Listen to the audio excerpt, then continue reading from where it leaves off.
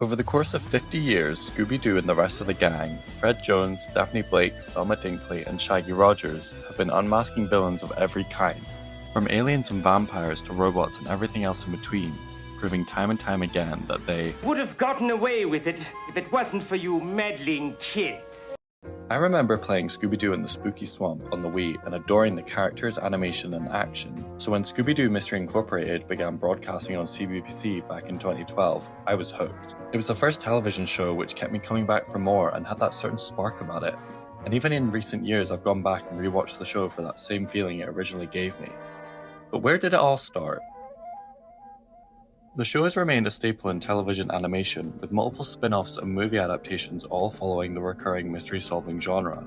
The franchise started off as a hit, with Scooby-Doo Where Are You premiering on CBS as a non-violent Saturday morning program that would appease parents. The show was able to balance the right amount of spooky and silly, while still maintaining suspense and storytelling that allowed younger viewers to stay engaged. Fans believe 1998 to 2006 was the peak for the franchise, with their first film adaptation still scoring high on IMDb today. These include Scooby-Doo and the Witch's Ghost, Scooby-Doo and the Cyber Chase, and Scooby-Doo on Zombie Island, all from the years 1998 to 2003. All of this was during the golden age of cartoon animation, with other shows like Powerpuff Girls, SpongeBob SquarePants, and Dexter's Laboratory all in their early stages of development.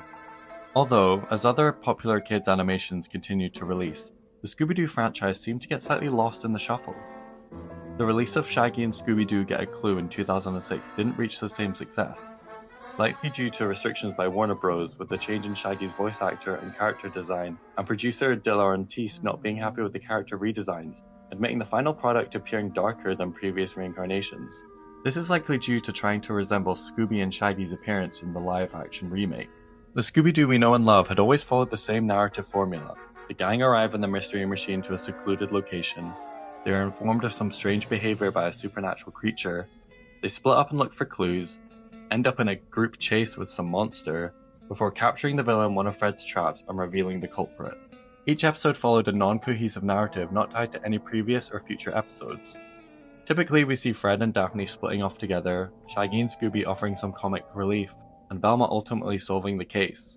While the gang has their unique characteristics and gimmicks, the format can become repetitive. This was until 2010 when the formula was altered for the better and became an absolute hit within the franchise. In this video essay, I will be breaking down how Scooby-Doo Mystery Incorporated redefined the franchise through its animation style, character development, and long-form storytelling. Scooby-Doo Mystery Incorporated follows the gang in Crystal Cove, self-proclaimed the most haunted place on Earth. Although, as the gang unmask their first villain, they discover a mysterious locket of a long-lost couple, which is ultimately related to an evil entity hidden beneath the town, along with massive treasures. This initiates the beginning of the search for pieces of the planispheric disk to defeat this extra-dimensional evil entity, and in turn creates a rivalry against a previous Mystery Incorporated gang, who has devious plans to use this evil to their advantage. The show introduces many new characters to the franchise, such as Angel Dynamite, Sheriff Bronson Stone, and Hot Dog Water, while also bringing in major antagonists throughout the series, including Professor Pericles and Mr. E. The show also features a look into the gang's home life with their families, which has never been integrated in past adaptations. We see greater character development from each member through both seasons of Mystery Incorporated. While still retaining their original characteristics and catchphrases from past adaptations, each character has their own storyline and overall growth. Fred is forced to face how he's been ignoring Daphne's feelings for him. Daphne struggles to live up to her parents' expectations. Velma confronts the limitations of her skepticism, and Shaggy ultimately faces the consequences of constant slacking off. One notable example of this character development is at the end of Season 1 when Fred's dad is revealed to be the Freak of Crystal Cove and not to be biologically related to Fred. The Freak of Crystal Cove is my father. Mayor Jones? After the gang disbands, Fred learns his real parents were part of the previous Mystery Incorporated, and Mayor Jones blackmailed them in order to keep them away from Crystal Cove so he himself could hunt for the town's treasure. Additionally, the dynamics and relationships in the show are pushed further, with Daphne and Fred breaking off their engagement due to Fred's search for his real parents. Shaggy and Velma also had pressure on their relationship, with Velma wanting to change Shaggy and causing tensions between the two as she would make Shaggy pick between her or Scooby. Scoob, old pal of mine! I care for both of you equally. Oh, really? Yes, really. Like, help me out here.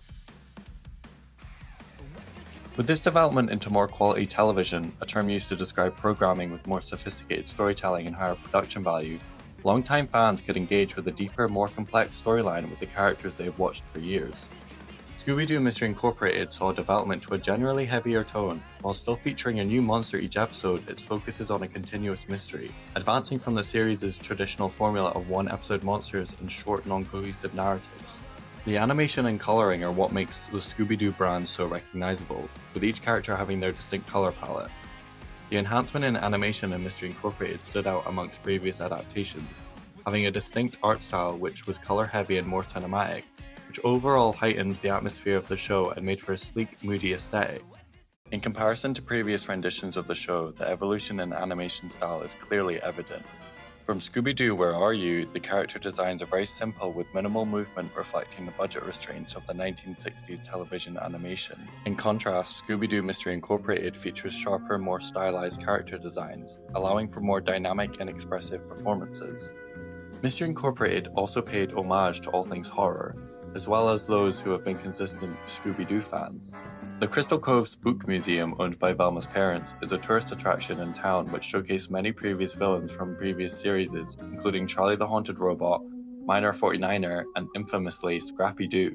Other callbacks to notorious horror and sci-fi media being The Shining and Twin Peaks.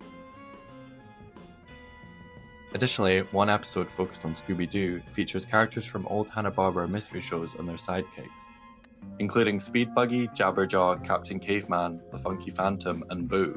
Although this episode is unrelated to the plot of the series, it acts as a nostalgic homage to classic mystery cartoons and celebrates the studio's legacy and their evolution.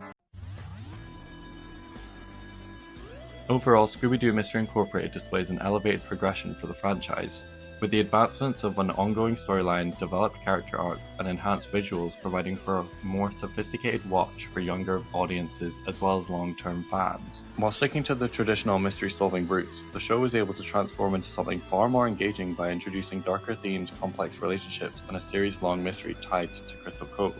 In many ways, Mystery Incorporated is the perfect balance of the new and old even after decades of adaptations, which is why I believe it feels like the Scooby snack of the franchise.